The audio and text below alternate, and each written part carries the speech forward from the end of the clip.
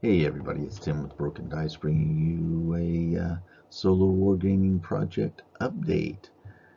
This is my first go around with this, so I'm going to be working out the bugs. Thanks for coming along. Um, it's going to be a 2,000 point game between my Greeks and Persians. This is turn one.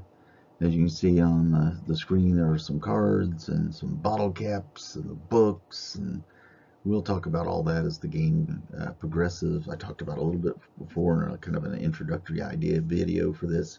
So let's just get right into turn number one. As you can see, there are two cards. There's a five of hearts and a three of spades in the center of the table. These two cards are what I refer to as the command cards. These are the ones that are going to dictate which side gets the initiative for that phase. The Persians have won this top phase of turn one, let's say. So they're going to be able to move all their units first. And by using the cards that will dictate the order of that movement. As you can see, those cards are dealt face down besides each unit, and that I don't want to know as a solo war gamer what the order is going to be early on. It's not going to make much of a difference right now. But as we get into the game and we get into combats and stuff like that, that's going to become very important. So let's not take too much time away from just the fact that they are dealt face down, and the Greek cards are dealt face down, even though they're referred to as the passive player in this phase, because they're not moving their units and they're not initiating the action. I still don't want to have that information up front, because if I have too much information, that means I'm going to start changing my decision making. Instead of it being a reactive process, it's going to be a proactive process. And in solo wargaming, for me personally, it needs to be reactive problem solving.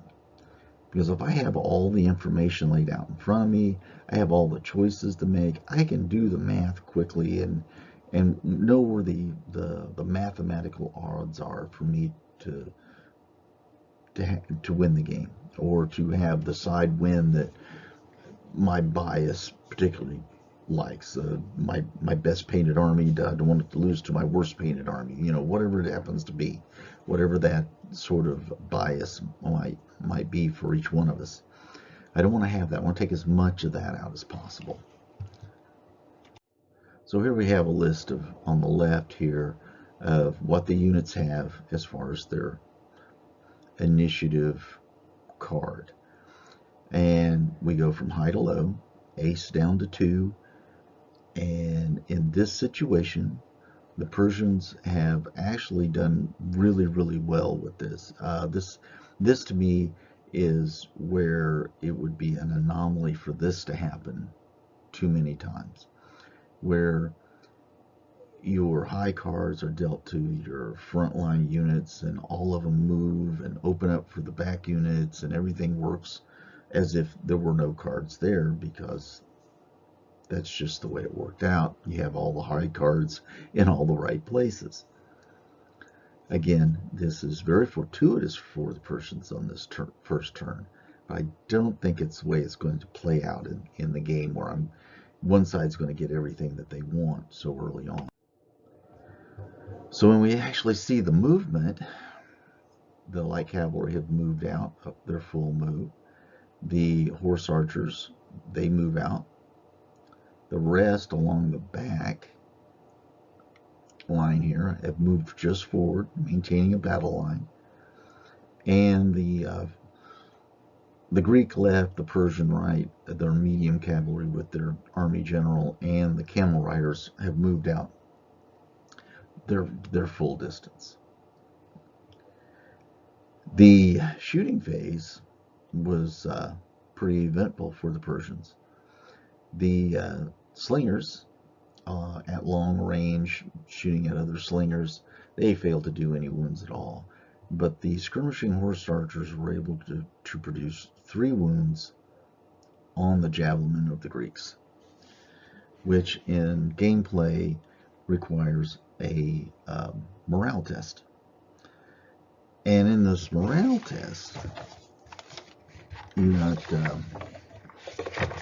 a chart that tells you how to resolve the results of this shooting. And just trying to find it here in the book real quick, but I can't seem to do it. But what matters here the most is that if you roll like 5 or 6 over what your morale is, something really, really bad happens to you. Well, if you notice, there is 2 dice there that total 11.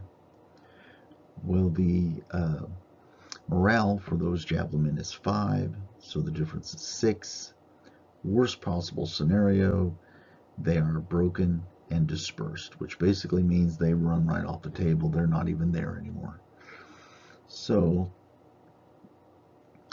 the Greeks are down 1 unit after the first turn. That's not something that you really want to have happen during your solo game, because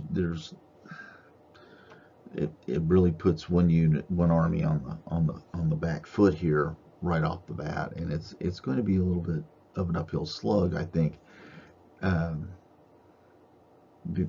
because you don't want that cavalry unit just running around doing whatever it wants. Okay, here's the top of the Greek phase. Well, I shouldn't say the top, but the Greek phase of turn 1. And the cards have now been flipped over, so now I know what the initiative order is. Movement order. Let's call it a movement order rather than initiative order. A movement order for the Greek units. Let's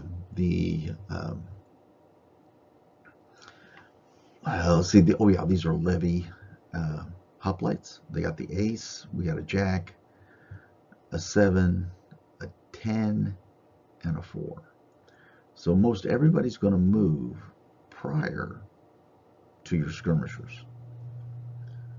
That can be a problem, because with this unit in the back, the hoplites, with a sub-commander, not being able to move far enough to clear them, they're not going to be able to move through them. So the best option for them is just to move as far forward as possible, stop, and then try to figure out what they're going to do in subsequent turns. In this photo, you can see that this unit of I just said it, levy hoplites have moved out their full movement. The skirmishers have moved all the way out their full movement and let loose a volley in the shooting phase against their counterparts, and they did nothing. And the rest of the hoplites just moved forward as best they could. And then my light cavalry on the far right threw their javelins at their counterparts, the light cavalry of the Persians, and did just 1 wound. And so, a little side note here, kind of a funny note. I'm not a real fan anymore of model removal, and I was reminded of why when I was taking off my Greek javelin men. I actually broke a guy's arm off, and I thought, yep, this is why I don't like model removal. I hate grabbing my models and moving them around. So what I'm going to do is I'm going to use dice, 1 color dice, to depict how many wounds have been done a particular shooting phase or combat phase, and probably another dice to represent the number of people that are left in the unit. With the bigger units of hoplites and the sparrow bar and stuff, I might just do a dice for the number of wounds done that turn, and then the number of uh, casualties taken overall. So that way you just do a quick little mathematical subtraction and be done with it. Well, that's the end of turn one. I hope everybody enjoyed that, and I know it was very anticlimactic, but the one bright note for the Persians is they got rid of one of the skirmishing units, and we are getting ready for turn two.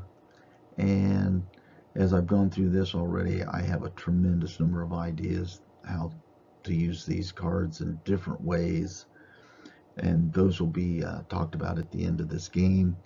What I might do the next time, how I can employ those cards with another player. Oh, so many options, so many options. Thank you very much for watching this, sticking with me through it. I think it'll be fun. I think it'll be kind of interesting. I would like to see what kind of problems we come up with, what we can solve. And I say we because please leave a comment, a suggestion. If you've done something like this in the past, or if you have any ideas, maybe you can keep me from making a mistake that you've already made or what one you've already seen done before. I would appreciate that. But everybody stay safe. Everybody do what you need to do so we can, at some point in time, all get back with our friends and all get in the same room and all talk shit to each other and all roll some really good dice. I'll see you next time.